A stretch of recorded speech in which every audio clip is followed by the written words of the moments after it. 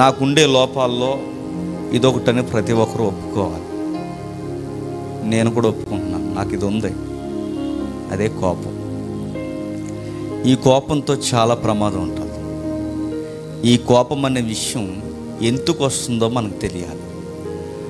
మన కోపం మనకు ఎందుకు వస్తుందో మనకు తెలియలేనప్పుడు మనం మన అదుపులో లేవని మన అర్థం. గుర్తుపెట్టుకోండి.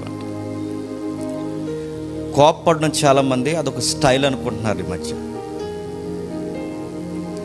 నాకు చాలా కోపం వచ్చిందండి అంటారు సీరియస్గా, చాలా సీరియస్. కోపాన్ని కూడా అదొక డిగ్నిటీలో చెప్పుకునే మనుషులు ఉన్నారంటే మీరు నమ్మగలరా? ఉన్నారు తెలుసా? కోడితే ఎదవ చచ్చిపోతాడండి అంటారు. అంటే ఆ ఎక్స్ప్రెషన్లో ఏముందంటే, నేనంత ఈరుణ్ణి, నేనంత బలవంతుణ్ణి, కొడితే చచ్చిపోతాడు అంటే ఇప్పుడు ఆడి యొక్క ఎనర్జీ బిల్డప్ అన్నమాట. కోపాన్ని సమర్థించుకోవడం కూడా పాపం అని బైబిల్ చెబుతుంది. మరి ఎంతమందికి జ్ఞాపకం వస్తుందో? కోపాన్ని మనం సమర్థించుకుంటామంటే సమర్థించుకుంటాం, కోపపడిపోతాం, తిట్టేస్తాం, లేనిపోనివన్నీ అన్నేస్తాం, అవసరమైతే కొట్టేస్తాం, తర్వాత దానికి బోర్డ్ ఎక్స్ప్లెనేషన్ ఇస్తాం. ఏమంటామంటే, అసలు నేను ఎందుకు కోపపడాల్సి వచ్చిందంటే అన్నావంటే నీ సమర్థించుకుంటున్నావు. నువ్వు గుర్తుపెట్టుకో, నీ కోపాన్ని సమర్థించుకుంటున్నావు. మళ్ళీ నేను ప్రశ్న అడుగుతున్నాను, అసలు నీకు ఎందుకు కోపం వస్తుంది? నీకైనా నాకెందుకు కోపం వస్తుందో నాకు తెలియకపోతే అది రోగం. గుర్తుపెట్టుకో, నీ కోపం ఎవరికొరకు వస్తుందంటే నీకు రోగం వచ్చేసింది. నీకు ప్రతిదానికి కోపం ఎందుకు వస్తుంది? నీకు చిటపట ఆడేస్తుంటారు చాలామంది. స్నానం చేయలేదా? లేకపోతే రాత్రి నిద్ర లేదా? ప్రతిదానికి కోపపడిపోతుంటారు. ప్రతిదానికి కోపం మీద. కోపానికి ఒక అర్థం ఉండాలి, కోపానికి ఒక కొలత ఉండాలి, కోపానికి ఒక పరిధి ఉండాలి. కోపపడొద్దని బైబిల్ చెప్పలేదు, కోపపడు. దానిలో లీగాలిటీ ఉండాలి, న్యాయం ఉండాలి, న్యాయపరంగా కోపపడాలి. ప్రతిదానికి కోపపడడం, ఆ కోపం దేనికి తారుతుంది? నీకు డైరెక్ట్ నరకానికి గేట్లు ఓపెన్ చేస్తుంది కోపం. ఏమనుకో, ఎక్కువ ఫ్యామిలీ మధ్య జరిగేది భార్య భర్తల మధ్య జరుగుతుంది. భర్తకు ఊరకే లోకుగా దొరికేది ఎవరు చెప్పండి? నువ్వు ఒక మాట చెప్పినా, నీ భార్య మీద నువ్వు ఊరకే కోపపడినా నీ గేట్లు అక్కడ ఓపెన్ అయిపోతుంటాయి. ఎక్కడ చెప్పు? వచ్చి రెడీగా వచ్చి అది ఆకర్షించడానికి రెడీగా ఉంటుంది అన్నమాట. అందుకే మనకు కోపం ఎందుకు వస్తుందో తెలియాలి. రెండవది, మిమ్మల్ని డైరెక్ట్ ప్రశ్న అడుగుతున్నాను, అసలు ఎందుకు కోపం వస్తుంది? కొన్ని కారణాలు చెప్పండి. టక్క మనం మీకు గుర్తొచ్చినాయి. మీకు ఏ టైంలో కోపం వస్తుంది? ఎందుకు కోపం వస్తుంది? స్నానం చేయమంటే వస్తుందా? చెప్పండి మరి స్పీడ్గా. ఎందుకు కోపం వస్తుంది? చెప్పిన పని చేయకపోతే కోపం వస్తుంది. నెక్స్ట్ ఇంకా కాదు చెప్పండి, కారణం. కారం ఎక్కువ ఏదో వస్తుంది అంటే చెప్తున్నాడు. చెప్పండి, ఇంకా కారణాలు చెప్పాలి. ఒకటి, చెప్పిన మాట వినకపోతే కోపం వస్తుంది. రెండు, చెప్పండి.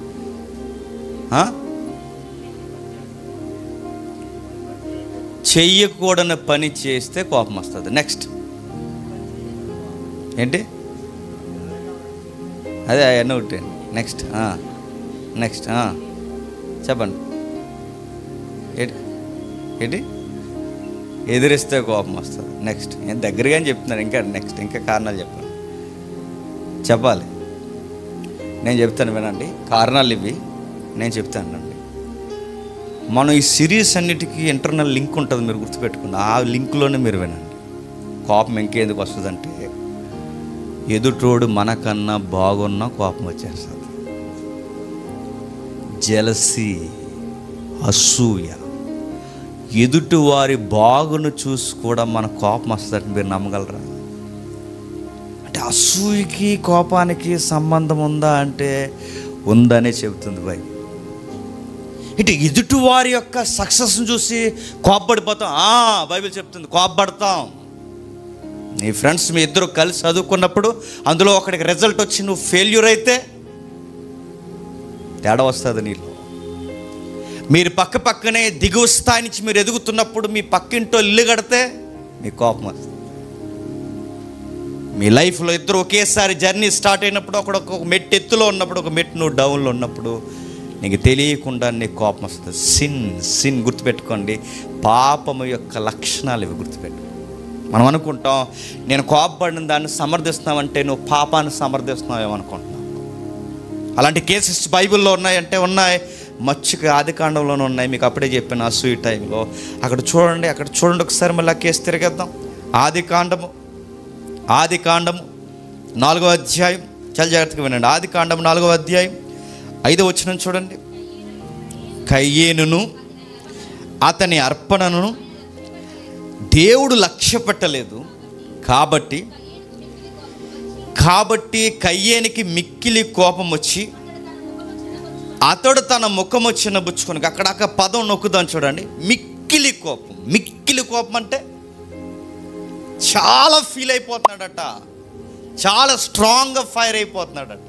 మిక్కిలి కోపం. అడుగుతాను, అంత మిక్కిలి కోపం కయ్యేనికి ఎందుకు వచ్చింది? అసూయ. ఇప్పుడు చెప్పండి, మిక్కిలి కోపాలు మెజారిటీగా ఎందుకు వస్తాయి? చంపేలేదు అన్నట్టు బట్టి ఎందుకు వస్తుంది?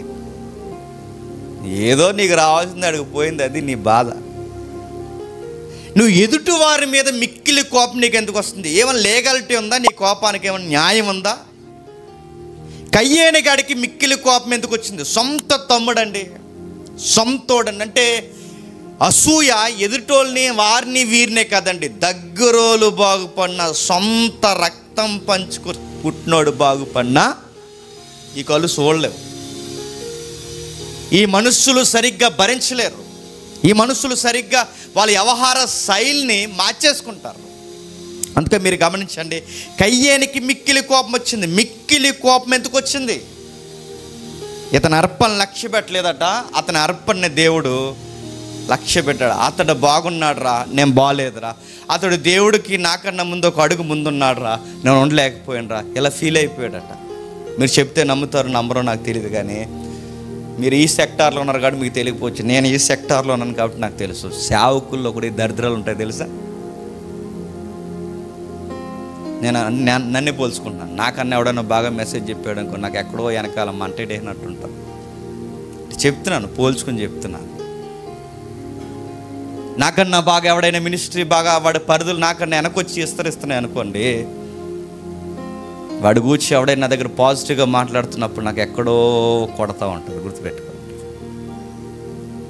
మనకన్నా బాగా మినిస్ట్రీలో అంటే దేవుడికి ఒకటి నచ్చిన, దేవుడికి ఒకటి మనకన్నా ముందు ఒక అడుగు ముందులో ఉన్న, దేవుడికి మనకన్నా దగ్గరగా ఒకటి అవుతున్నా, అప్పుడు కూడా మనకేం వచ్చేస్తుంది చెప్పండి?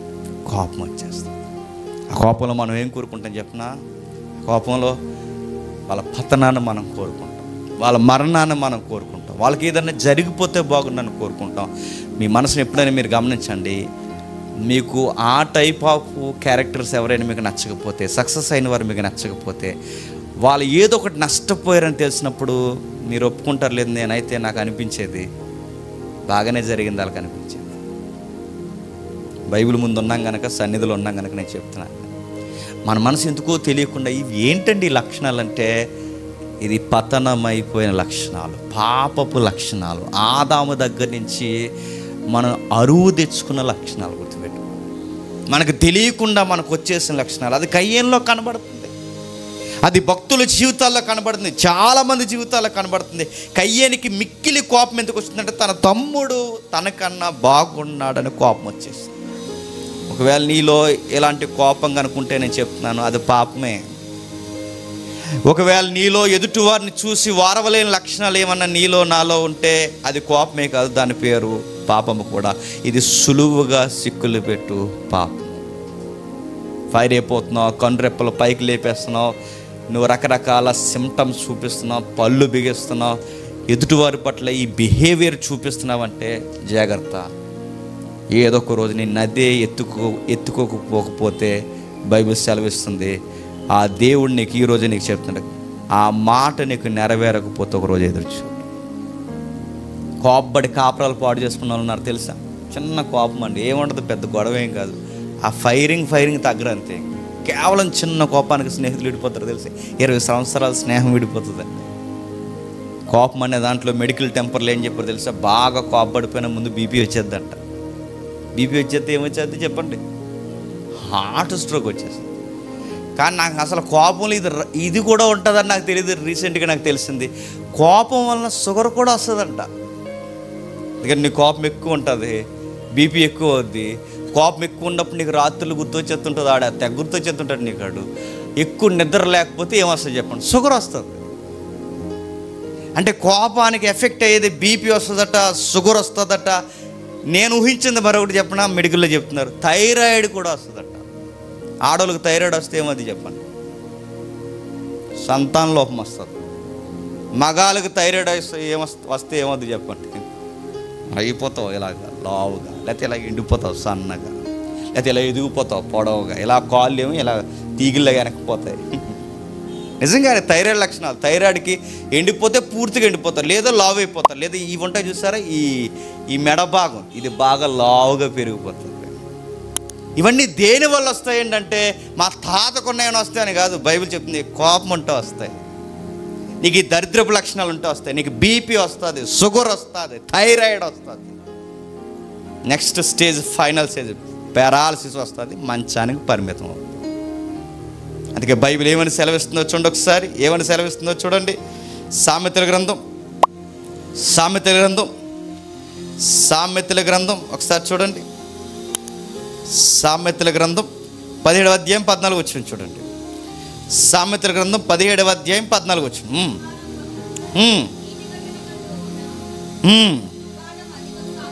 వివాదము అధికము కాకమునుపే దానిని విడిచిపెట్టు. వివాదము అధికము కాకముందే దాన్ని విడిచిపెట్టు. అది ఎలా ఉందో తెలుసా, వాడికి బైబిల్లో మూలాల్లో కోపం అనేది గొడవలకు కారణం అవుద్ది. గొడవ అనేది కారణమైతే ఆనకట్టకి, వాడికి బైబిల్లో ఆనకట్టకి గీతలు పడితే ఏమవుద్ది, ఆనకట్ట తెలుసుగా, డ్యామ్కి బీటలు పడితే ఏమవుద్ది, ఊరు లెగిసిపోద్ది, ప్రజల మనుగుడు పోతుంది.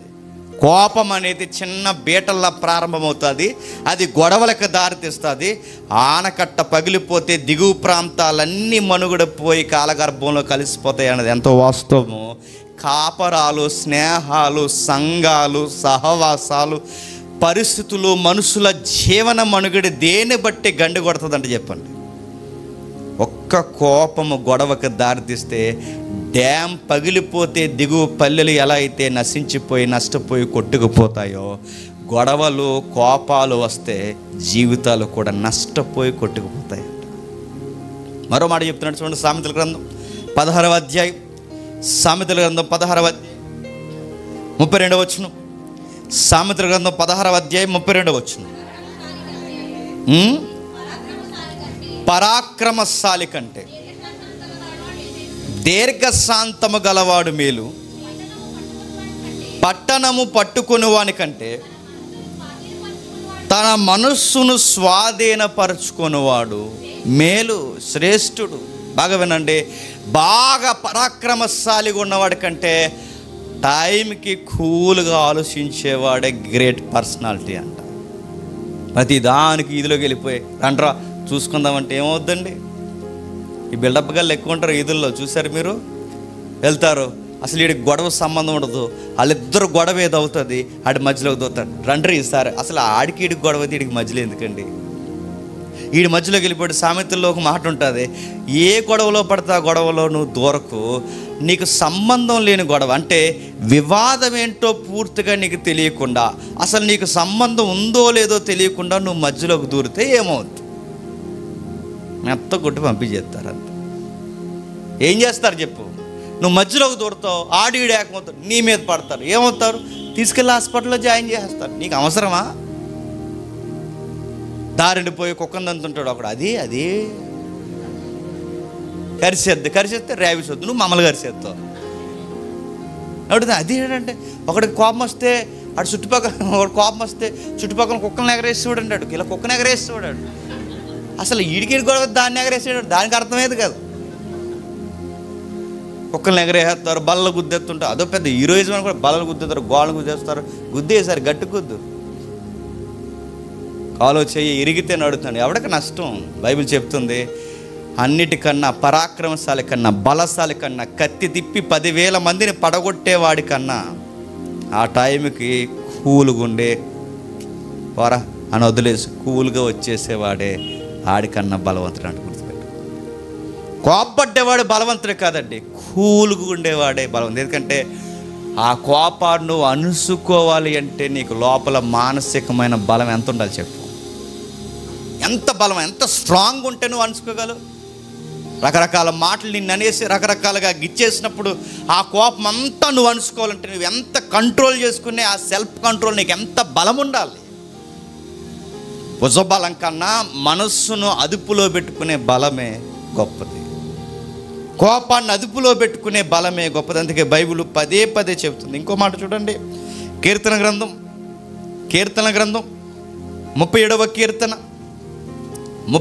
కీర్తన 8వ వచనం చూడండి.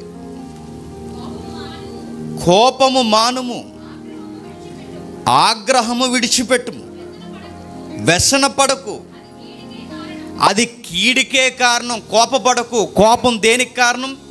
కీడికే కారణం. కీళ్ళు ఏమొస్తాయి? బీపీ వస్తుంది, నెక్స్ట్ చెప్పండి మెడికల్లో షుగర్ వస్తుంది, నెక్స్ట్ థైరాయిడ్ వస్తుంది. కీడు. కోప్పడకు, నీ కాపురం పోద్ది. కోప్పడకు, నీ హెల్త్ పోద్ది. కోప్పడకు, నీ మినిస్ట్రీ ఎగిరిపోద్ది. ఎక్కువ కోప్పడకు, నీ లైఫ్ ఎగిరిపోద్ది. కోప్పడకు, చివరికి నీ పరలోకపు సాక్ష్యము నీకు దూరం అయిపోద్ది. అనవసరమైన కోపాల జోలికి పోకు, నువ్వు నరకానికి దగ్గర అయిపోతావు.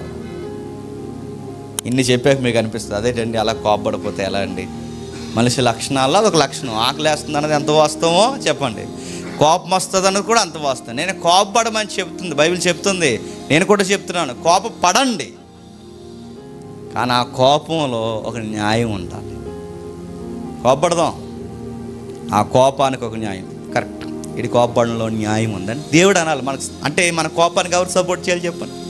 దేవుడు సపోర్ట్ చేయాలి. ఇప్పుడు అడుగుతున్నాను, కోపడంలో న్యాయం ఉండాలి అంటే ఎలా కోపపడితే న్యాయం ఉంటుంది? అది తెలిస్తే ఎంతవరకు కోపపడాలో, ఎక్కడ కోపపడాలో మనకు అర్థమవుతుంది. చూద్దాం ఒకసారి. ముందు దేవుళ్ళని చూద్దాం ఒకసారి. కీర్తన గ్రంథం చూడండి, 7వ కీర్తన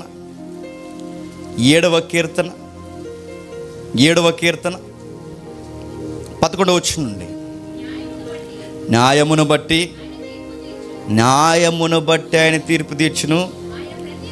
ఆయన ప్రతి దినము కోపపడు దేవుడు. ఇప్పుడు చెప్పండి, దేన్ని బట్టి ఆయన కోపపడతాడు?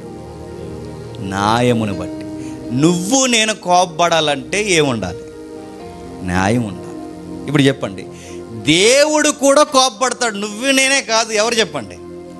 దేవుడు కూడా కోపపడతాడు. అంటే ఇప్పుడు దేవుడు కూడా కోపపడుతున్నప్పుడు ఆయన దేన్ని బట్టి కోపపడుతున్నాడు? న్యాయమును బట్టి. ఏంటి న్యాయము? కిందికి వివరిస్తున్నాడా? ఒకడును మల్లని ఎడల ఆయన తన ఖడ్గమును పదును పెట్టును, తన విల్లు ఎక్కుపెట్టి దాన్ని సిద్ధపరిచి ఉన్నాడు. వాని కొరకు మరణ సాధనములను సిద్ధపరిచి ఉన్నాడు. తన అంబులను అగ్నిబాణములుగా చేసి ఉన్నాడు.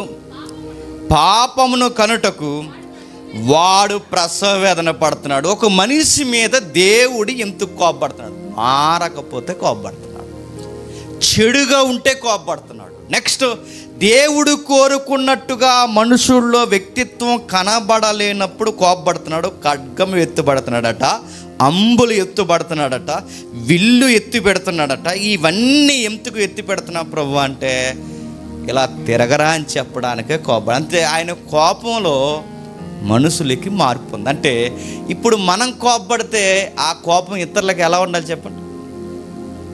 ఆడు మారేలా ఉండాలి. మనం కోపపడితే మారతారా, కనబడకుండా పోతారా? చెప్పాలి. ఇప్పుడు నువ్వు కోపపడ్డావంటే ఆ కోపం ఎదుటోడికి ఏం తీసుకురావాలి? మార్పు తీసుకురావాలి. నేను అడుగుతున్నాను, మనం కోపపడినప్పుడు ఎదుటోడికి మార్పు వచ్చేలా, నిజమే అలా కోపపడడంలో తప్పేం లేదు, నేను చేసే పనుల్లో తప్పుడు విధానాలు ఉన్నాయి, నేను మార్చుకోవడం మంచిదని ఆడికి అనిపించాలి. అలా న్యాయపరంగా కోపపడాలి. అంటే ఒక వ్యక్తిలోని యొక్క ప్రవర్తన మార్పు చెందే విధంగా, ఇది బాలేదు, ఇదిగో ఇలా ఉంటే నేను చెప్తున్నాను, నేను నీతో ఉన్నామనుకుంటున్నాను, నువ్వు ఇలా ఉంటే నేను చెప్తున్నాను ఈ ప్రవర్తన ఇది మంచి పద్ధతి కాదు, ఇది దేవుడి ఎదుట నా ఎదుట సహవాసం ఇది బాగాలేదు, నువ్వు ఇలా ఉంటే కష్టం రా అబ్బాయి అని చెప్పాలి. అది విధానం. ఆ విధంగా మనం కోపపడాలి. కానీ చాలామంది ఇది ఏం తెలియకుండా ఏమంటారు, సేవకుడు నువ్వు అలా కోపపడొచ్చా అన్నారు. మాకు ఇంక కోపాలు రావు. మరి చర్చికి వెళ్తున్నారు, మీరు అలా కోపపడొచ్చా? చర్చికి వెళ్తే చెప్పండి అంటే వీళ్ళు చేయాల్సిన అన్నీ చేసేస్తారు, మనం ఇంకా చెప్పండి ఏమడు అలా చేయకు నాన్న అనాలన్నమాట. నువ్వు మాట చెప్పినా కోపపడతాం, తిడతాం, బూతులు కాదు తిడతాం, గద్దిస్తాం. ఎందుకు ఇవన్నీ చేస్తామంటే నువ్వు మారాలని కోరుకుంటున్నావు, నువ్వు మారాలని పళ్ళు బిగిస్తావు, నువ్వు మారాలని గుప్పులు బిగిస్తావు, నువ్వు మారాలని ఇదిగో ఈ విధానం కరెక్ట్ కాదని నీ మీద కల్లరి చేస్తావు. ఇదంతా దేనికంటే నువ్వు మారాలి.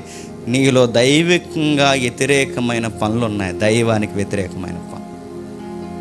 అందుకే నువ్వు మారాలి. ఇప్పుడు దేవుడు కోపపడుతున్నాడు. ఎందుకు కోపపడుతున్నావు? కత్తి ఎందుకు ఎత్తుతున్నావు ప్రభు, విల్లు ఎందుకు ఎత్తుతున్నావు ప్రభు అంటే చెబుతున్నాను రా, నువ్వు వినకపోతే చెప్పండి తీసేస్తాను రా. ఎంత పెద్ద వార్నింగ్ అంటే అది. దేవుడు బాణం వేస్తాడు అనుకోకండి, పొయిటిక్గా చెప్తున్నాడు. అది సాంగ్ కదా, ఇది పాట కదా. పాటలో కవి భావ వ్యక్తీకరణ. దేవుడు బాణం వేస్తాడంటే బాణం వేస్తాడు. ఎలా వేస్తాడు? నువ్వు ఇలా బైక్ వేసుకెళ్తావు, ఎదరో లారీ బాణం వేస్తాడు అన్నమాట. నీకు 2 చక్రాలు, అయ్యో 10 చక్రాలు, బాణాలు 10 బాణాలు వస్తాయి. అలా మారుతావా? మారు. చిన్న జల కల వచ్చి అలా వెళ్ళిపోద్ది. ఫస్ట్ బాణం అది. అర్థమవుతుందా? అమ్మో అనిపిస్తుంది. ఏంటిది బాణం? అది ఏమనుకుంటున్నావు? బాణాలు పడతాయి, ప్రమాదాలు వస్తాయి, ఇబ్బందులు పడతాయి, దెబ్బల మీద దెబ్బలు. దేవుడు ఎన్ని కొట్టాలని తగిలిస్తాడు. నీకు ఎంత దేవుడు ఇదిగో నీకు ప్రమాదం ఉందో చూపిస్తాడు. మారు మనసు వైపుగా నడిపిస్తాడు. అవకాశం ఇస్తున్నానని పలుమార్లు హెచ్చరిస్తాడు. రోడ్డు మీద ప్రమాదాల్లోనో, రోగాల్లోనో, ఇబ్బందుల్లోనో, సమస్యల్లోనో, ఆర్థిక ఇబ్బందులు ఏదో ఒకటి నీ మెడకు చుట్టుకుంటుంది. దేవుడు నీ మీదకి విల్లి సురుతున్నాడు. గుర్తుపెట్టుకో. మార్రా అబ్బాయి, నీ ప్రవర్తన బట్టే నీకు ఇలాంటివన్నీ చుట్టుకుంటున్నాయి. నీ ప్రవర్తన బట్టే నీకు ఇలాంటివన్నీ మీదకి వస్తున్నాయి. నువ్వేదో అనుకుంటున్నావు లారీ వాడి తప్పు, ఆడి తప్పు, ఈడి తప్పు కాదు, నీ తప్పు. ముందు నీకు తప్పు ఉంది, నీకు అవకాశం ఇస్తుందని గుర్తుపెట్టుకో. మారు దేవుడు చెప్తున్నాడు. మారు మనసు కొరకు దేవుడు మనసు మీద కోపపడుతున్నాడు. మరొక వచనం చూడండి, మార్కు సువార్త 3వ అధ్యాయం. మార్కు సువార్త 3వ అధ్యాయం. మార్కు సువార్త 3వ అధ్యాయం 5వ వచనం చూడండి.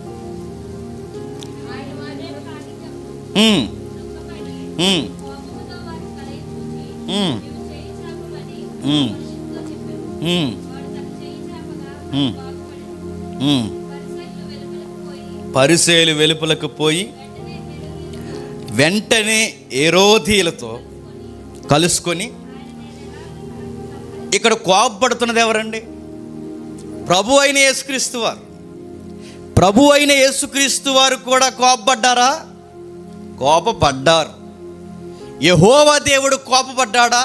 కోపపడతాడు ప్రతిదినం. ప్రభు అయిన యేసుక్రీస్తు వారు కోపపడ్డాడంటే కోపపడ్డాడు. ఏ విషయంలో కోపపడ్డాడు? మళ్ళీ చదవండి. వారి హృదయ కాఠిన్యతను బట్టి. హృదయ కాఠిన్యత అయితే ఎన్నిసార్లు చెప్పాలి రా మీకు అని కోపపడ్డాడు. ఇప్పుడు కూడా నడుస్తున్న సంఘానికి ఇన్ని రోజులు వస్తారు, చక్కగా వస్తారు, ఎన్నో సభలకు వెళ్తారు, ఎన్నో క్రైస్తవ సందేశాలు, ప్రసంగాలు వింటారు, ఎంతో సేవలో ఉంటారు, ఎంతో విషయాలతో సహవాసం ఎరుగుతారు. అయినా ఏమంటారు చెప్పండి? హృదయ కాఠిన్యత ఉంటుంది. దీన్ని బట్టి దేవుడేమంటాడు చెప్పండి? తీసేయలరు నిన్ను అనుకుంటాడు. ఒక చెట్టు ఫలించకపోతే నేనేమన్నాడు చెప్పండి? 3 ఏండ్ల నుండి ఎదురు చూస్తున్నాను, ఫలింపని ఈ చెట్టు వలన నేల ఏల వ్యర్థమైపోవాలి అన్నాడు. 3 ఏండ్ల నుంచి చూస్తున్నాను. 3 ఏండ్ల నుంచి. గతించిన ఏడాది ఫలించలేదు, అంతకుముందు అది ఫలించలేదు, ఇప్పుడు ఫలించట్లేదు, తీసేస్తాను అన్నాడు. దేవుడు ఒక చెట్టే ఫలించకపోతే తీసేస్తా అన్నాడు. ఒక మనిషి అనుకూలంగా లేకపోతే చూస్తాడు, కోపపడతాడు, చిన్న చిన్న దెబ్బలు కొడతాడు, కొంచెం పెద్ద దెబ్బలు తగిలిస్తాడు, ఇంకా చూపిస్తాడు. పలుమార్లు గద్దించినా, ఎన్ని మార్లు గద్దించినా విననొల్లకపోతే చెప్పండి హఠాత్తుగా మరణాన్ని అనుగ్రహిస్తాడు. పోతాం. అరే ఇప్పుడేంటి టిఫిన్ చేశాడు, సడన్గా ఎందుకు ఇలా అయిందంటే వీడు ఇప్పుడే టిఫిన్ చేయడు, నువ్వు చూసావు, ఆడు చాలా సంవత్సరాల నుంచి టిఫిన్ చేస్తున్నాడు కానీ మారతలేదని దేవుడు ప్రతిరోజు టిఫిన్ చూస్తున్నాడు. గుర్తుపెట్టుకోండి. నీకు అర్థమవుతుందా? నువ్వు ఈరోజు అరే ఇప్పుడే మాట్లాడాడండి, దేవుడు అన్ని 3 ఏళ్ల నుంచి చూస్తున్నాడు, వాడు 3 ఏళ్ల నుంచి చూస్తున్నాడు, ఈమెని మారట్లేదు. చూస్తాడు అంటే మన హృదయాలు కఠినంగా ఉంటే, వాక్యానికి స్పందించకపోయినా, దేవుని సహవాసానికి స్పందించకపోయినా, ఇక్కడ చెబుతున్న సారానికి నీ హృదయాన్ని ఇవ్వకపోతే ఎంత కఠినంగా ఉన్నావేంట్రా, చూస్తాడు ఆయన. ప్రసంగి ఇక్కడక్కడ మాట చెప్తుంటే చాలామంది వెనకాల కూర్చొని మొబైల్స్ నొక్కుంటారు. మంచి కదలేండి, బయట మొబైల్స్ నొక్కుతుంటారు. అరే ఎంత కఠినంగా ఉన్నావేంట్రా. ఒక ప్రసంగి ఇక్కడ వచ్చి మాట్లాడుతున్నాడు, ఒక దైవజనులు నిలబడి మాట్లాడుతున్నారు, నీకు దేవుని మాటని కూడా గౌరవం లేదు. ఎంత కఠినంగా, లెక్కలేదురా నీకు అసలు ఎంత కఠినంగా ఉంది నీ హృదయం. గమనిస్తాడు, దేవుడు కోపపడతాడు. కఠిన హృదయాలను చూసి ఆయన కోపపడతాడు. ఆయన అన్నాడు, మీరు నరకానికి పాత్రులు పరిశీలి శాస్త్రులారా. మీరు ఏమనుకుంటున్నారంటే మాకు తెలుసులే అనుకుంటున్నారు. నాకు తమ్ముడు అన్నాడుగా, మాకు తెలుసులే. నీకేం తెలుసు, నీ బొంద, నీకేం తెలుసు, నీకేం తెలియదు. వాళ్ళు అనుకుంటున్నారు మాకు తెలియని వాక్యాలా, మాకు తెలియని లేఖనాలా, మాకు తెలియనివా, కొత్తగా చెప్తున్నాడు మాకు తెలియనివి అనుకుని అద్భుతాలు కళ్ళ ముందు కనబడుతున్న వాళ్ళు యేసు ప్రభుని దైవత్వాన్ని గుర్తించలేకపోతున్నారు. ఎంత కఠినంగా ఉన్నారేంట్రా. కఠినత్వాన్ని బట్టి కోపపడ్డాడు. అంటే దేవుడు కోపపడ్డానికి ఒక న్యాయం ఉంది, తండ్రి అయిన దేవుడు కోపపడ్డానికి ఒక న్యాయం ఉంది, ప్రభు అయిన యేసుక్రీస్తు వారు కోపపడ్డానికి ఒక న్యాయం ఉంది. ఇప్పుడు మనం కేటగిరీలోకి వద్దాం. మరి మనలాగా కోపపడిన వారు బైబిల్లో ఎవరైనా ఉన్నారంటే, నీకు దైవానికి ఉన్న మనసు నీకుంటే అలాంటి విషయాల్లో నీకు కూడా ఏమొస్తుంది చెప్పు, కోపం వస్తుంది. కొన్నిసార్లు చూసారా, ఆడు మనకు డబ్బులు ఇవ్వాల్సిన అవసరం లేదు, ఆడు మనకి ఏ అప్పు లేడు, వాడు ఏ విషయంలో కూడా మనకి ఈ ఫైనాన్షియల్ మ్యాటర్స్ ఏమీ లేవు, కానీ వాడి మీద మనం కోపపడతాం. ఎందుకు కోపపడతాం చెప్పండి? నువ్వు సంఘానికి వచ్చి ఎందుకురా ఇలా ఉంటున్నావు, ఈ మనసు ఎవరని చెప్పండి. ఎంత పర్సనల్గా అంత పర్సనల్గా మనం ఎందుకు తీసుకుంటున్నాం?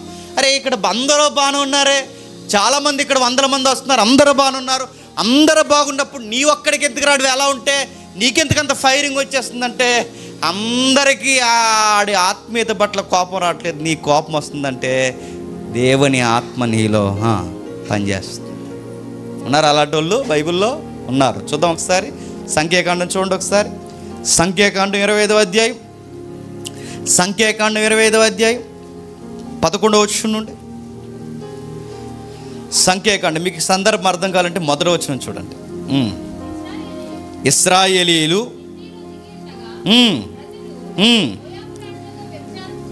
మోయాబీరాండ్లతో వ్యభిచారము చేయసాగారు. టెక్స్ట్ మీకు తెలియాలి. ఇశ్రాయేలు అరణ్య ప్రయాణంలో ఉన్నారు. ఇక నేడో రేపో కానాన్ని పూర్తిగా స్వాధీనం చేసుకునే సరిహద్దుల్లోనికి వచ్చేసారు. ఇక దిగిపోయారు, వెళ్ళిపోతున్నారు. వెళ్ళిపోయి ఆ స్వాధీనపరుచుకునే దినాలు దగ్గర ఉన్నప్పుడు బాగా తిని బాగా తాగి కళ్ళు నెత్తికెక్కి అన్య స్త్రీలతో చేయరాని కార్యాలు చేస్తున్నారు, వ్యభిచరిస్తున్నారు. దేవుడు వెంటనే ఒక మీటింగ్ పెట్టమన్నాడు. మోజెస్, ఏంటి పనులేంటి?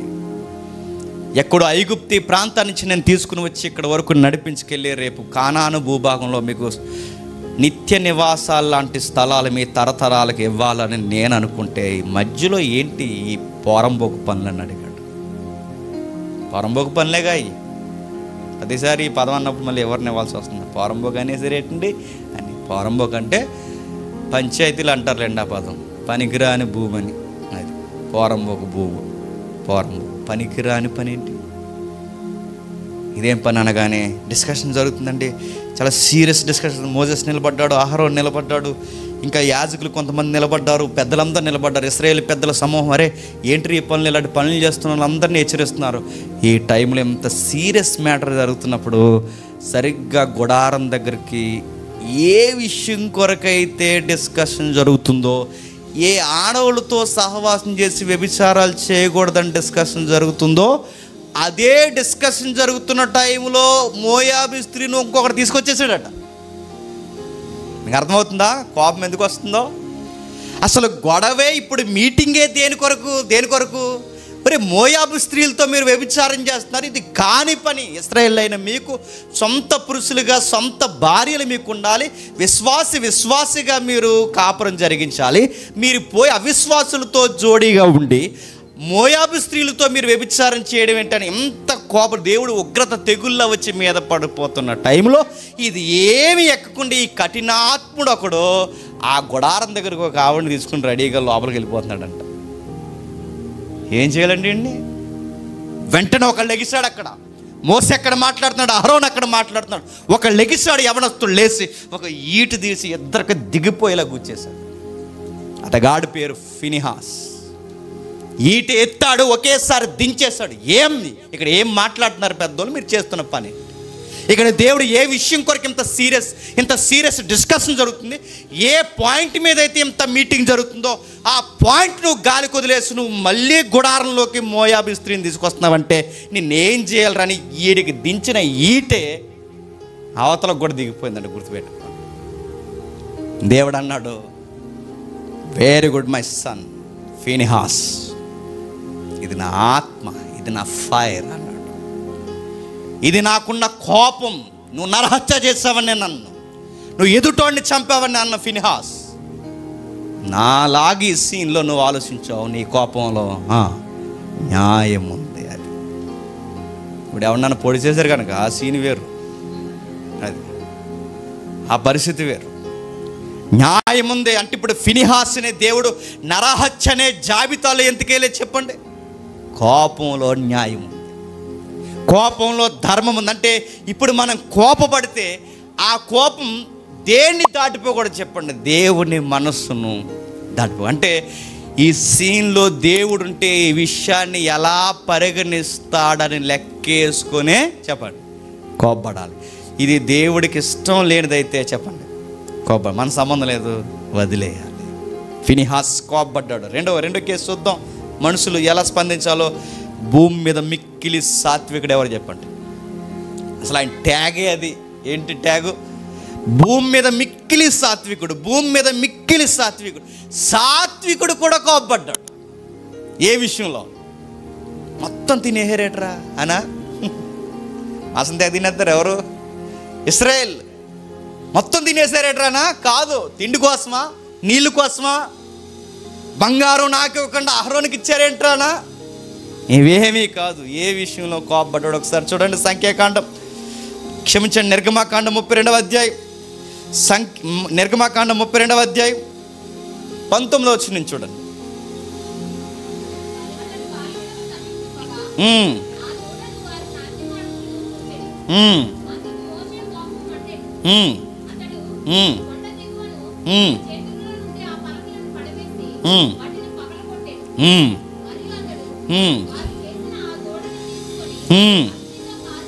అగ్నితో కాల్చి పొడి చేసి నేల మీద జల్లి ఇశ్రాయేలు చేత దాన్ని తాగించెను. మీకు అర్థమవుతుందా?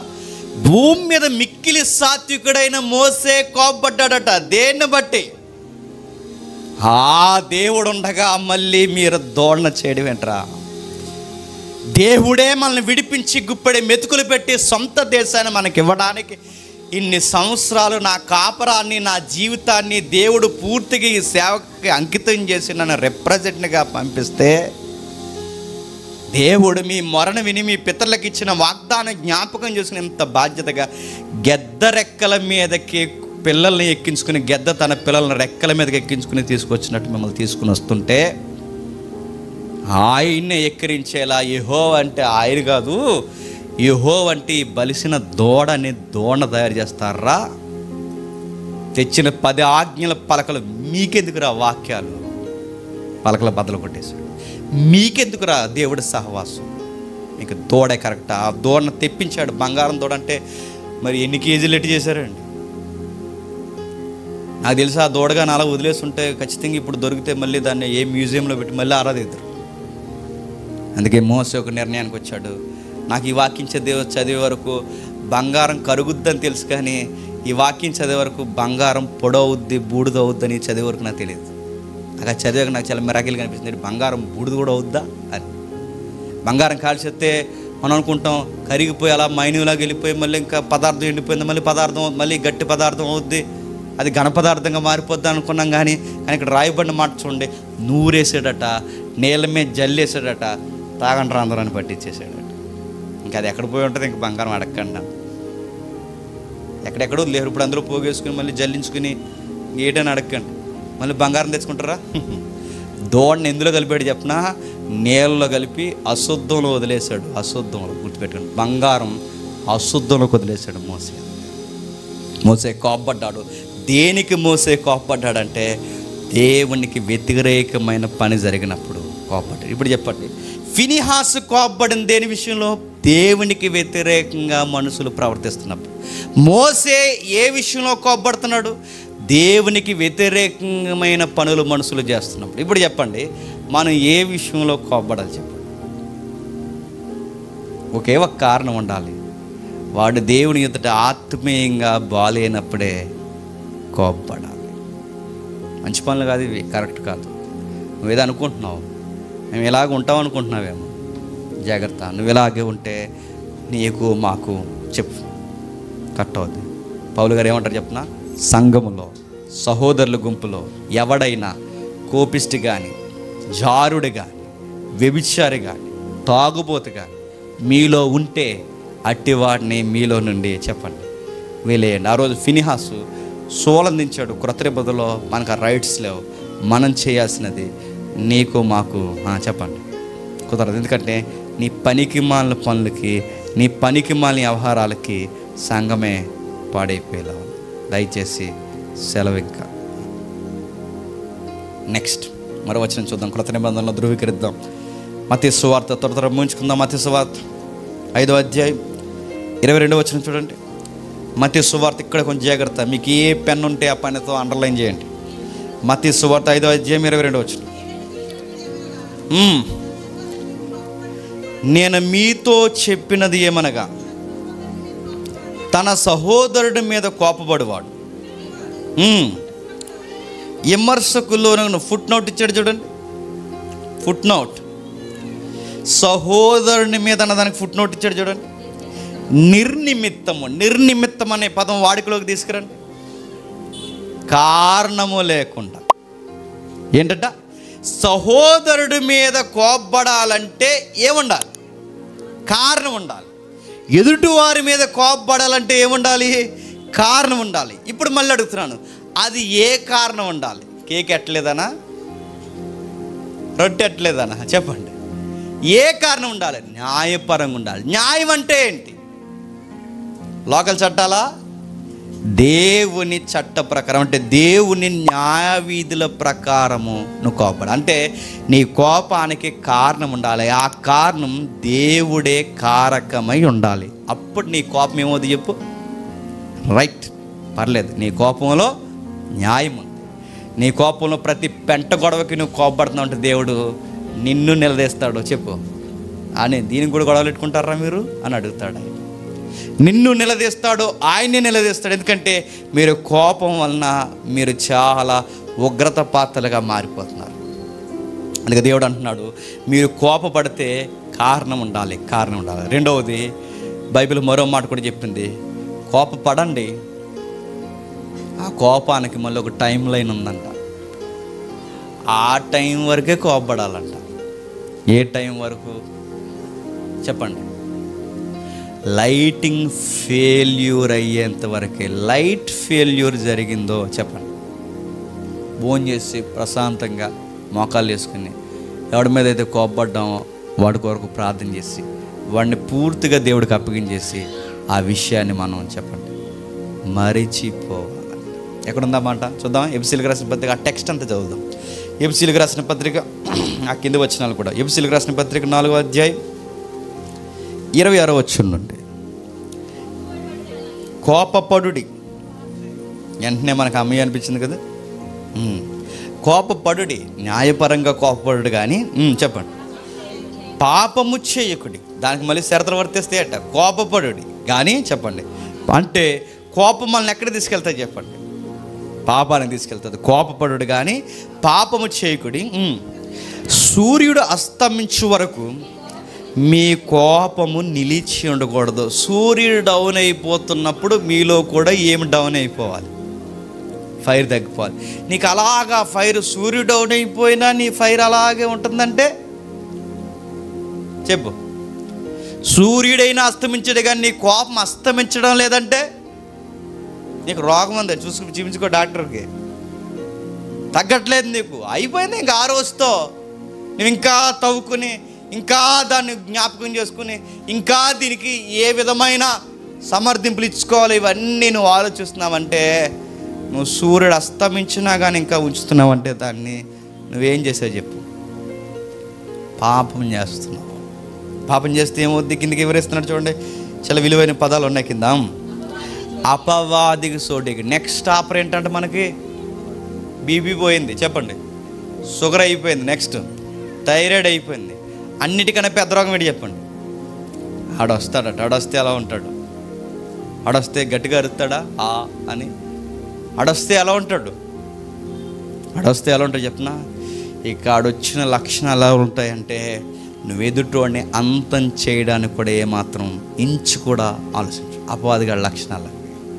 నువ్వు ఎదుటివాడిని ఏ మంచిగా చూడలేవు, ఎందుకంటే పాపానికి అవకాశం ఇచ్చావు. పాపానికి అవకాశం ఇస్తే సాతానుగాడు నీలోకి వస్తాడు, వాడు వచ్చి నీలో కూర్చుంటాడు. నెక్స్ట్ ఇంకా కొనసాగుతుంది. దొంగలేడు వాడికి మీదట దొంగిలింపక, ఆకలిగని వానికి పంచిపెట్టి వీలు కలిగి నిమిత్తము తన చేతులతో మంచి పని చేయొచ్చు కష్టపడవలను. అంటే నెక్స్ట్ ఇవన్నీ లింక్ అండి ఒకదానికొకటి. పాపం, కోపం వలన పాపం చేస్తాం, పాపం వలన అపవాదిని పిలుస్తాం. అపవాదిగాడు వచ్చి మనలో కూర్చుంటే పని పాట మానేసి చెప్పండి ఎదుటోళ్ళ మీద సాడీలు చెబుతూ, ఎదుటి వాళ్ళని గుచ్చుతూ, ఎదుటి వాళ్ళని పాడు చేస్తూ చివరికి పూర్తిగా ఒకరోజు చెప్పండి సాతాన్లా మారతాం. ఆయన చూస్తే మనకి భయం అవుతుంది. పగలే ఏటి ఎలా ఉన్నాడు, ఆడ ఆలోచనలు ఎంత క్రిమినల్గా ఉంటాయో, ఆడ ఆలోచనలు కానీ, ఆడ నిర్ణయాలు కానీ, వాడి సలహాలు, రే ఎలా అయితే తప్పే చేయని ఆడికి అలా ఉండాలి అంట. ఇలాంటి సలహాలు ఈడు ఎలా ఇస్తున్నాడు అంటే, లోపల ఒకడు ఉన్నాడు, ఎవడు చెప్పండి, ఆడు వచ్చాడు ఆళ్ళలోకి. అందుకే వాడు అలా తయారయ్యాడు. ఇంకా కిందకి చెప్తున్నాడు, విని వారికి మేలు కలుగునట్లు అవసరమును బట్టే క్షమాభివృద్ధికరమైన అనుకూలమైన వచనమే పలుకుడు కానీ దుర్భాష ఏదైనా మీ నోట రానేయకండి. చూసా ఎన్నిటికి తీసుకుపోతుందో కోపం. ఎక్కువ కోపపడితే ఏమొచ్చేస్తాయి చెప్పండి? నోటంట వజ్రాలు ఏమొస్తాయి చెప్పండి? ఏమొస్తాయి చెప్పండి? అమ్మమ్మలు తాతీలు నానమ్మలు అందరూ గుర్తు చేస్తారు. దుర్భాషలు, కోపంలో ఏమొస్తాయి? దుర్భాషలు వస్తాయి. కోపంలో అపవాది వస్తాడు. కోపంలో బద్ధకం, పని పాట మానేస్తావు, సాడీలు చెప్పుకుంటూ కూర్చుంటావు. కిందికి దేవుడి ఇది జాగ్రత్త అండి. దేవుని పరిశుద్ధాత్మను దుఃఖపరచుకోండి. మనం కోపపడితే ఎదుటోళ్ళు బాధపడతారు లేదు తర్వాత విషయం, కానీ మనం కోపపడితే, నిష్కారణంగా కోపపడితే, మరలా సూర్యుడు అస్తమించిన ఇంకా కోపాన్ని అలా నిలుపుకుంటే మనలో ఎవరుండి బాధపడతారు చెప్పండి? చాలామంది సోగ్గా చెప్పుకుంటారు. ఏమని చెప్పినా, నాకు చాలా కోపం అండి, అది పెద్ద అవార్డు, మరి నాకు చాలా కోపం అండి. అది ఎలా ఉంది చెప్పినా, నాకు అపవాదం అంటే ఇష్టం అండి అన్నట్టుంది, నాకు దుర్భాషలు అంటే ఇష్టం అండి అన్నట్టుంది. కోపం అండి అంటే నీకు అడుగుతాను, ఇదే నీకు కోపం? నీకు బీపీ ఉందా? థైరాయిడ్ ఏమైనా వచ్చేసిందా? నా కోపం అండి. మన కోపం ఉండొచ్చు, అది న్యాయపరంగా ఉండాలి. ఆ కోపం ఎదుటి వాడిని గుణపరిచేలా ఉండాలి. ఇంకా కింద చెప్తున్నాడు చూడండి, విమోచన దినము వరకు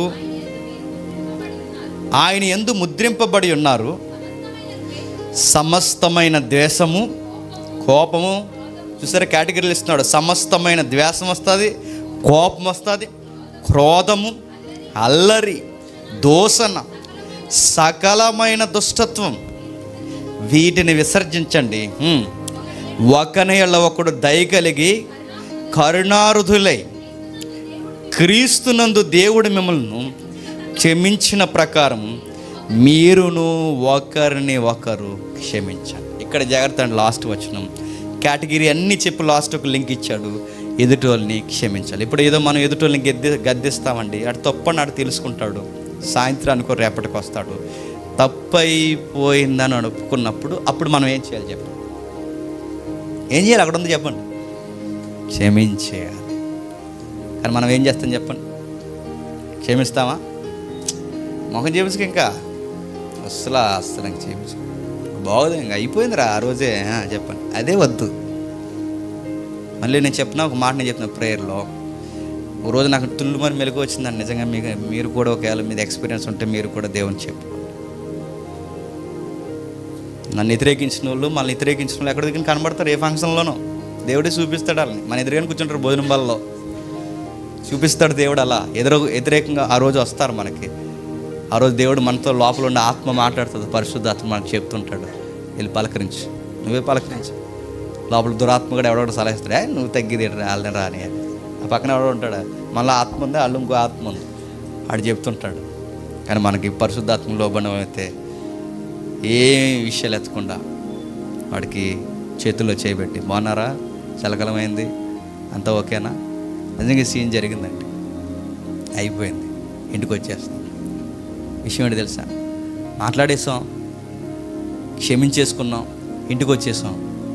కానీ మళ్ళీ నైట్ మనకు గుర్తొస్తుంది ఆ పాత విషయాలు. మనకి ఏం చేశాడు అవన్నీ గుర్తొస్తాయి. నేను అడుగుతున్నాను, మళ్ళీ ఆ పాత విషయాలు నీకు గుర్తొస్తున్నాయంటే నువ్వు క్షమించావా? క్షమించలేదు ఇంకా. నువ్వు ఎదుటోళ్ళని క్షమించకపోతే నేను మళ్ళీ చెప్తున్నాను, నువ్వు పరిశుద్ధాత్మని దుఃఖపరుస్తావు. ఎదుటోళ్ళు మనం గద్దించినప్పుడు వాళ్ళు ఏదో ఒక రోజు అడుగుతారు, వాళ్ళు వచ్చి అడిగినప్పుడు మనం క్షమించాలి. మనం వెళ్ళి పలకరించినప్పుడు నేను చెప్తున్నాను, గౌరవంగా ఉంటుందండి. వాళ్ళు మనం పలకరించకపోయినా మనం పలకరిస్తే మనం లోకం దృష్టిలో తక్కువైపోతామేమో, కానీ దేవుని దృష్టిలో శబాస్ అనుకుంటాడు. అలాగే ఉండు. ఆ రోజు అక్కడితో ఆ విషయాన్ని విడిచిపెట్టేయాలి. నైట్ ప్రేయర్లో మనం ప్రేయర్ చేసి మనశ్శాంతికి పడిపోవాలి. మనకు మళ్ళీ దరిద్రం ఏంటి చెప్పినా, ఆ రోజు ఆడు అలా చేశాడు, ఆ రోజు మనకి గుర్తొస్తుంది. అది గుర్తు రాకూడదు. ఎందుకంటే ఇంకా అయిపోయిందిగా, క్షమించేసాంగా, అయిపోయింది. ఒకవేళ అలాగే జ్ఞాపకం చేసుకుంటే మనసు దేనికి దారితీస్తుంది చెప్పినా, ఆ రోజు ఆడు మనకు చేశాడు, చెప్పండి, రేపు మనం వాడికి చేద్దాం. ఇప్పుడు అదే కదా ఏపీ పాలిటిక్స్ అంటే ఏది చెప్పండి.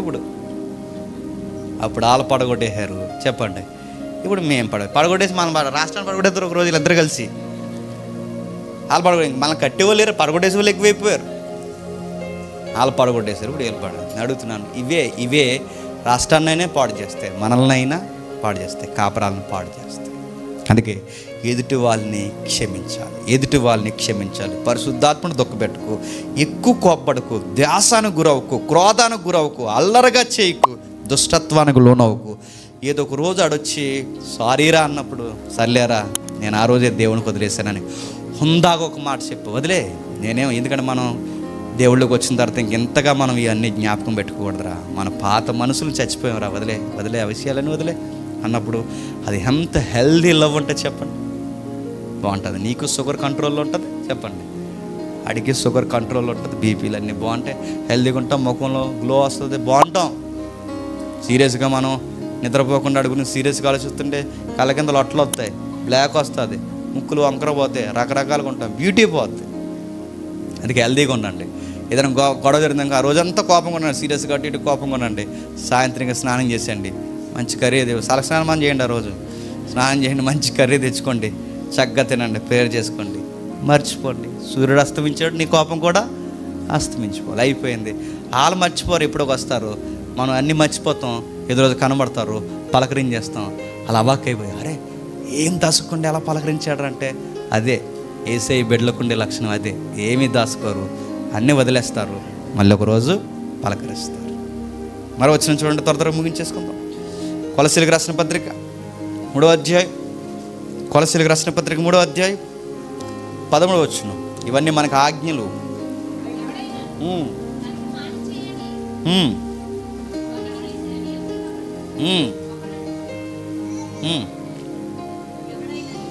ఎవడైనాను తనకు హాని చేసినని ఒకడు అనుకొని ఎడల ఒకరిని ఒకడు సహించుచు, ఒకరిని ఒకడు క్షమించుడి. ఒకడిని ఒకడు ఏం చేయాలి?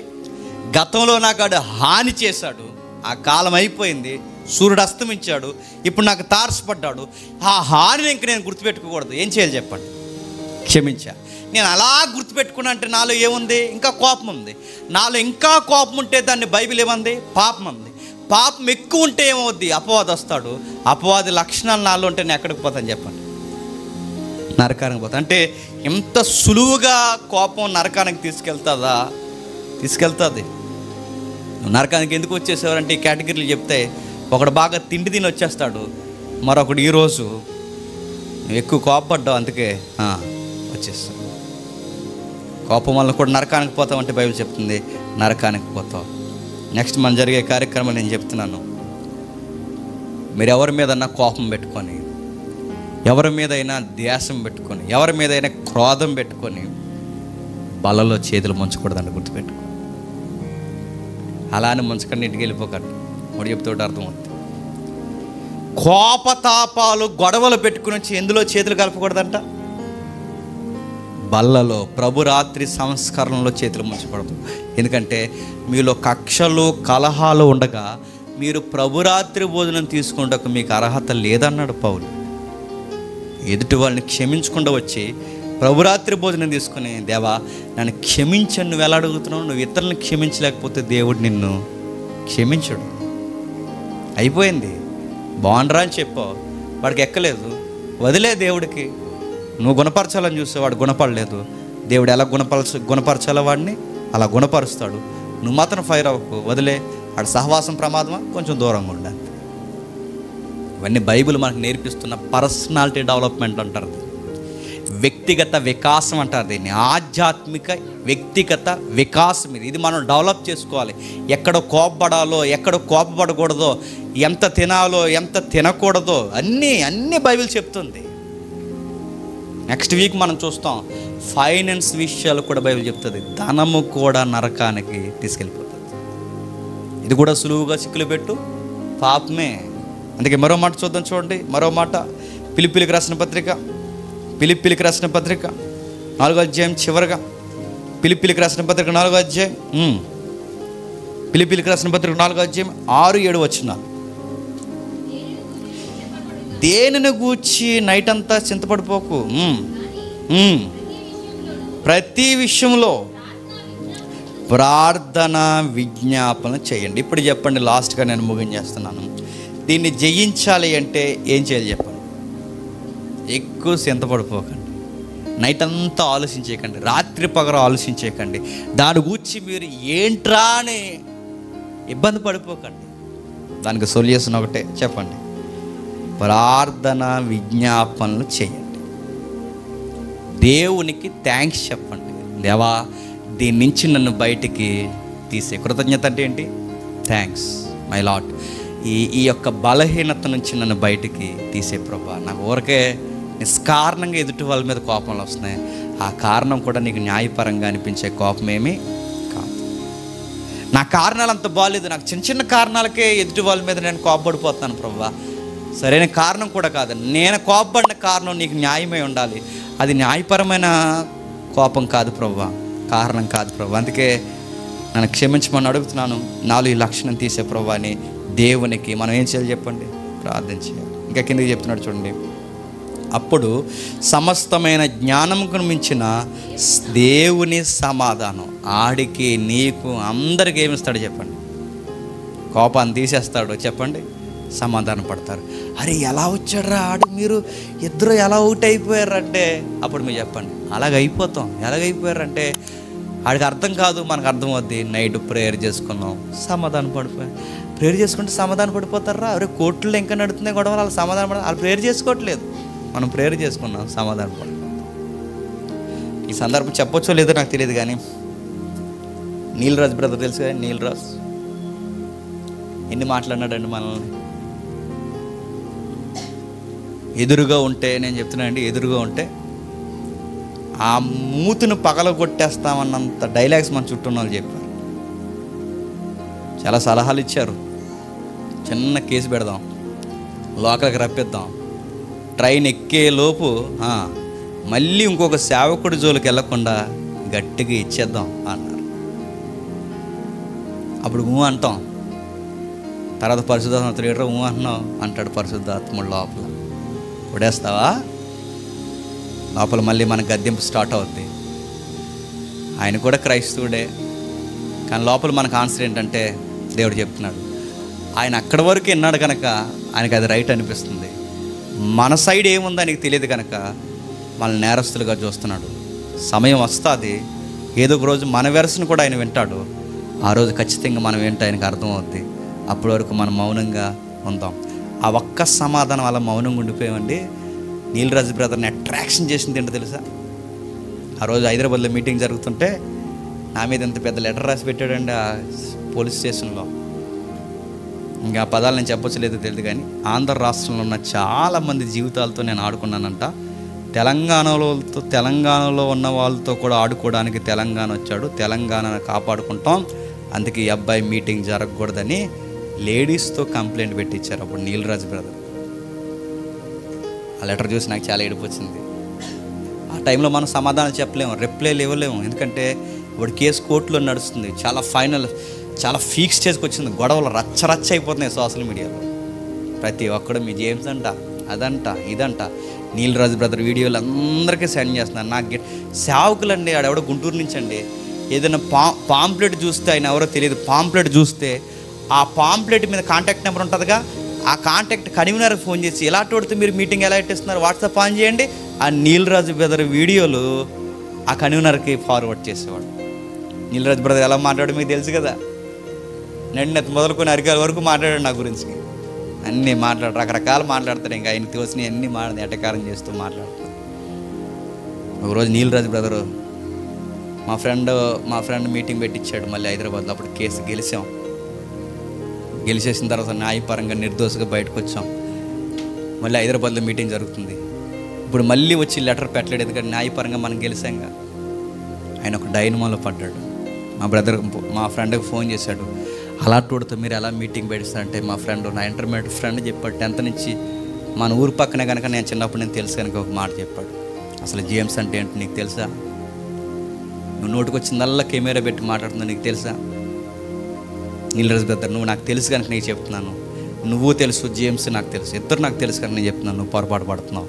నాకు చిన్నప్పటి నుంచి తెలుసు, మా నాన్నల దగ్గర నుంచి వాళ్ళ నాన్నగారికి పరిచయం, నీకు తెలియదు జేమ్స్ అంటే ఏంటన్నా చెప్పాను అంటే అప్పుడు చెప్పాడు. నువ్వు విన్నది ఒక సైడే, రెండవ సైడ్ నువ్వు వినలేదు. విషయం అంతా మా ఫ్రెండ్ చెప్పాడు. నిజమా ఇది అంటే నిజమే. మరి ఎంత జెన్యున్గా తన వైపు ఉన్నప్పుడు నన్ను ఎందుకు ఒక మాట కొట్టాను లేదంటే ఆయన అండో. మరి ప్రతి ఒక్కరూ వాళ్ళ వైపు న్యాయం ఉన్నప్పుడు కనీసం కొట్టడానికైనా వస్తారు. మరి వాళ్ళ యొక్క అనుసరులు కూడా నన్ను ఎవరు ఏమనలేదు. ఆయన అండో అన్నివ్వడు. అప్పుడు అన్నాడు, వీలైతే ఒక్కసారి జేమ్స్తో మాట్లాడిస్తావు. ఆ నైట్ మీటింగ్ అవగొట్టుకుని Hyderabad outskirts Ramoji film city దాటి మేము బయటకు వచ్చాం. మా ఫ్రెండ్ నాకు ఫోన్ చేస్తాం, నీలరాజు బ్రదర్ మాట్లాడుతా అన్నారు. వెరీ గుడ్, ఇప్పుడు మాట్లాడమండి, ఇప్పుడు రికార్డింగ్ చేసుకుని పర్లేదు. ఫోన్ చేస్తాం, క్వశ్చన్స్ అడిగాడు. నేను చెప్పిన ప్రతి దానికి ఆన్సరు నెట్లో జడ్జిమెంట్ కాపీ ఉంటుంది. నా అబద్ధమైతే జడ్జిమెంట్ కాపీ, అబద్ధమైతే గుండిగించుకుంటారు, మీరు చూడండి అని చెప్పాను. బ్రదర్ ఒక మాట్లాడాడు, సారీ బ్రదర్ తప్పు అయిపోయింది. మళ్ళీ నెక్స్ట్ టైం హైదరాబాద్ వెళ్ళినప్పుడు కలిశాడు ఒక పార్కులో, సింగిల్గా వచ్చాడండి. కొట్టాలనుకుంటే అప్పుడు కొట్టచ్చు. పక్కన కూర్చున్నాం, ప్రేమగా మాట్లాడడం, ఏమనలేదు. అప్పుడు అన్నాడు, మీ ఇలాంటి వాళ్ళు నేను చాలా బాధ పెట్టాను. అప్పుడు ఒక మాట అన్నాను, ఇప్పుడే లైవ్ ఇద్దాం అన్నాడు. ఇప్పుడు లైవ్ వద్దు. ఏ నోరైతే నన్ను చెడ్డ వ్యక్తిగా చిత్రీకరించిందో అదే నోటుతో ఇంకో 2 నెలల్లో నా కూతురు బర్త్డే వస్తుంది. ఆ బర్త్డేకి రా, నేను లవ్ ఫీస్ట్ ఇస్తా అన్నానుగా, ఆ లవ్ ఫీస్ట్కి రా. నా భార్యకి నాకు పుట్టిన నా బిడ్డ బర్త్డే జరుగుద్ది. ఆ రోజు నీకు ప్రేమ అందిస్తాం, మా ఏదిక మీద నీకు ఒక స్థానం ఇస్తాం. ఆ నోటుతోనే నా ప్రజలందరూ చూస్తుండగా, ఈ ప్రపంచమంతా చూస్తుండగా, ఈ బ్రదర్ని నేను అన్యాయంగా నన్ను ఒక్క మాట చెప్పు, ఎక్కువ వివరణ వద్దు, ఒకే ఒక్క మాట చెప్పు. నీకు ఏది చెప్పాలనిపిస్తా చెప్పు, నువ్వు ఎలా చెప్పాలనుకోండి నేను చెప్పను, నీకు ఏది చెప్పాలనిపిస్తా చెప్పు అన్నాడు. ఒకే మాటతో వచ్చాడు. నేను ఈ జేమ్స్ కోసం ఇంత దూరం నేను రావడానికి కారణం, నేను చాలామంది సేవకులు నన్ను కేసులు పెట్టారు, ఇబ్బందులు పెట్టారు, లక్షల రూపాయలు తినేశారు, కానీ ఈ సేవకు నన్ను ఏమన్నదా ఒక్క కారణం వల్ల నేను ఇక్కడికి వచ్చానని ఆ రోజు సాక్ష్యం చెప్పాడు. ఈ రోజుకి మనకు యూట్యూబ్లో ఉంటుంది, మీరు చూడండి. మనం అలా దేవునికి అప్పగించి ఉండిపోయాం అనుకోండి, మండు పొట్టున్న వాళ్ళు కూడా వచ్చి ఒకరోజు క్షమాపణ చెబుతారా అంటే చెబుతారు. మీరు నీలరాజు బ్రదర్ డిబేట్ వీడియోలు చూడండి, ఉంటాయి. ఏబిఎన్ ఛానల్లో కూర్చుని ఒక పాస్టర్తో ఏబిఎన్ ఛానల్లో గొడవాడుతుంటాడు నీలరాజు, మీరు చూసారు లేదో. నాకు ఆ వీడియో చూస్తుంటే అనిపించింది, ఇలా టోడా మనకు క్షమాపణ చెప్పిందని. మీరు చూడండి కావాలంటే. ఇలాంటోడు ఎలా క్షమాపణ చెప్తాడంటే ఇలాంటోడు కాదు, సౌలు లాంటి వాడినైనా దేవుడు చెప్పండి. అనని ఆయన పేరు ఎవరు? సౌలు వెళ్తాడు కదా, సౌలు వెళ్ళి బాప్టైజం తీసుకుంటాడు ఎవరి దగ్గర? సౌలు వెళ్ళి బాప్టైజం తీసుకుంటాడు కదా. సౌలు గారు మారు మనసు పొందిన తర్వాత ఆయన భయపడిపోతుంటాడు. మీద ఉంటుంది ఆయన దగ్గరికి వెళ్ళి బాప్టైజం తీసుకున్నప్పుడు అప్పుడు అంటాడు, ఈయన ఎలా మారుతాడు దేవుడు అంటే, దేవుడు అంటాడు ఆయన ఏర్పరచుకున్న పాత్ర ఆయన మారాడు. నేను ఎందుకు చెప్తున్నాను చెప్పినా, ఓపికగా ఉన్నాం అనుకోండి, ఆ రోజు మన మీద కత్తిలేసుకొచ్చేసిన ఒక రోజు చెప్పండి, వదిలేయండి ఆ రోజు ఇంకా అలా జరిగిందని. ఏదో ఒక రోజు మన దగ్గరకు వచ్చి ఏమంటారు చెప్పండి? అంటారు, మీ టైం అయిపోయిందిరా చెప్పండి, మా టైం వచ్చిందిరా, నేను ఇలా ఎగదోసావనుకో దేవుడు కూడా ఎగదోస్తాడు, నీకు గుర్తెట్టుకో. వాళ్ళ టైంలో అలా ప్రవర్తించారు, మన టైంలో మనం చెప్పండి అలా ప్రవర్తించకూడదు. మన కోపడంలో ఒక న్యాయం ఉండాలి, మన సమాధానం కోరుకోవాలి, మన కోపం సూర్యుడు అస్తమించే వరకు ఉండాలి. ఆ రోజుతో ఆ విషయాన్ని చెప్పండి వదిలేయాలి. అందుకే ఒక మంచి స్నేహితుడు దొరికాడు మనకి, నీలరాజు బ్రదర్. అప్పటి వరకు ఆయన చాలా జెన్యూన్ అండి. నేను అనుకునేవాడిని ఏదో బీజేపీతో తొత్తులో ఉంది, ఏదో ఉంది, మొత్తం మా తొత్తులో ఉంది ఇలా మాట్లాడతాను. కానీ నిజంగా చెప్తాను, ఆయన క్రైస్తవం పట్ల చాలా ఫైర్ ఉంది. ఆ ఫైర్లో దొంగ సేవకులను ఎండగట్టాలన్న ఒక ఇది ఉంది ఆయనకి. ఆయన విజన్ గొప్పదే, కానీ మనం కూడా అపార్థం చేసుకుని, ఎందుకో తెలుసా? కమ్యూనికేషన్ లేకపోవడం వలన. ఆ కమ్యూనికేషన్ ఏది తీసుకొచ్చింది చెప్పండి? మన మౌనం చెప్పండి, మన సమాధానం ఎదుటి శత్రువులను కూడా మనల్ని ఏం చేస్తా చెప్పండి? మిత్రులుగా మార్చేస్తాం. ఇది ఎప్పుడు ఎక్స్పీరియన్స్ చేయండి. ఇంకొన్నారు కొంతమందికి లవ్ ఫీస్ట్ ఇవ్వాలి, వస్తారు, త్వరలో వస్తారు, చచ్చిపోయేలోపు కనీసం దినభోజనంకైనా వస్తారు. అప్పుడైనా వస్తారు కదా, చచ్చిపోయికి రారండి, ఎన్ని గొడవలోనే చచ్చిపోయికి వస్తారు కదండి. ఆ రోజు చచ్చిపోయే ముందు పేర్లను రాసి ఈ లెటర్ వాళ్ళకి ఇవ్వండి అని చెప్పాలండి.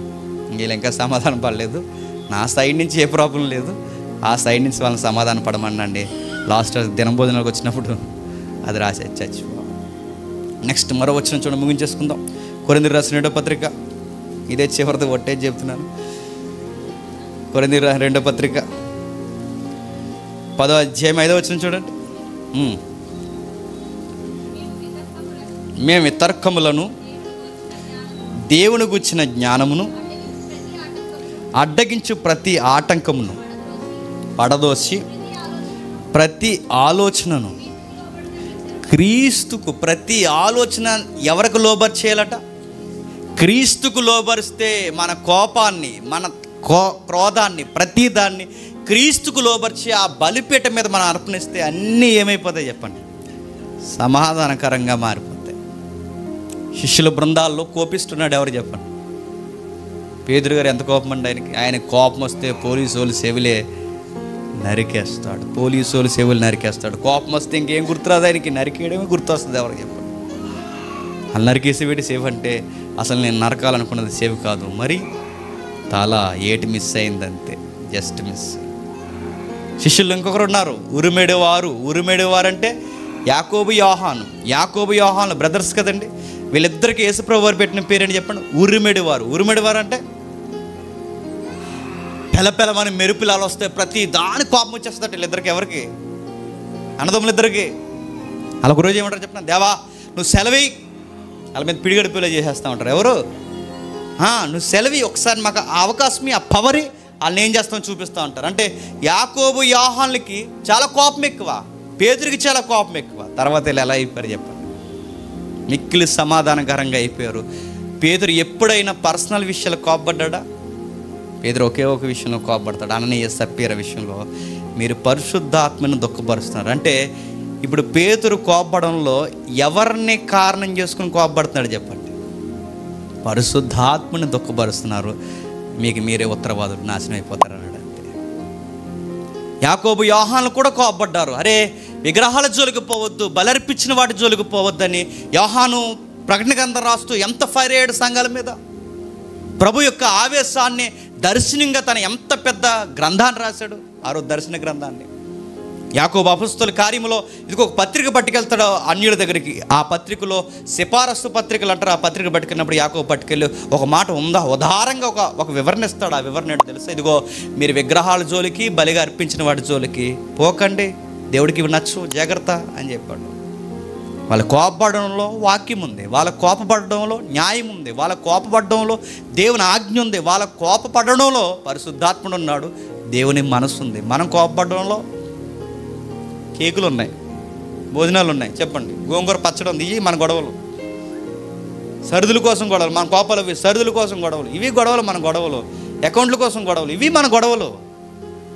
మన గొడవలు దేనికి సంబంధించి ఉండాలి తెలుసా? మన గొడవ అయినా, మన కోపం అయినా, మనది ఏదైనా ఎదుటి వాడిని గుణపరచడానికి దేవునికి సంబంధించే ఉండాలి. అప్పుడు మన కోపం న్యాయపరమైన కోపం. అంటే కోపంలో న్యాయం ఉంది, చెప్పండి, అన్యాయం ఉంది. నీ కోపం న్యాయమైనదా, అన్యాయమైనదా? ముగించేస్తున్నాను. కోపం నరకానికి తీసుకెళ్తుందంటే ఖచ్చితంగా సులువుగా నువ్వు మందు తాగకపోవచ్చు, వ్యభిచారం చేయకపోవచ్చు, సినిమాలు చూడకపోవచ్చు, కానీ కోపం ఉందా, అది చాలు నేను నరకాన్ని తీసుకుపోతుంది. నువ్వు ఇన్ని మానేసావు, కానీ ఏం మానలేదు చెప్పు. సూర్యుడు అస్తమించిన ఆ కోపాలు, ఎదుటి వాళ్ళ మీద నువ్వు పెట్టుకున్న కోపాలు పాలు చూడు, అది చాలు నరకానికి. వచ్చే వారం ఏ రోజు చూద్దాం, ప్రార్థన చేస్తాం.